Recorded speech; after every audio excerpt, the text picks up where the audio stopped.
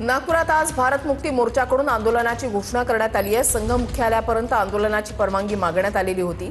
संघ मुख्यालयापर्यंत आंदोलनाची परवानगी पोलिसांनी नाकारली आहे। इंदोर मैदान ते संविधान चौक अशा आंदोलनाला परवानगी देण्यात आलेली आहे। सुरक्षेच्या कारणास्तव संघ मुख्यालयापर्यंत आंदोलनाची परवानगी नाकारण्यात आली आहे।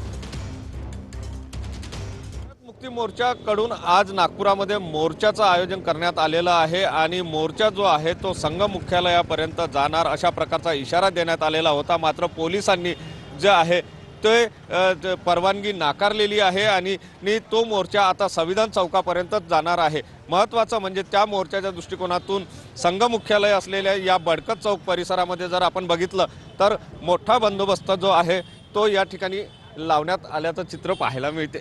मोठा बंदोबस्त असं नाही, आपण एक सुरक्षिततेची काळजी घेत आहोत आणि नेहमीप्रमाणे आपला या ठिकाणी बंदोबस्त लावण्यात आलेला आहे। काळजी घेतल्याचं चित्र आपल्याला पाहायला मिळते आहे। कॅमेरामन साईसह सुनील ढगे, TV9 मराठी, नागपूर।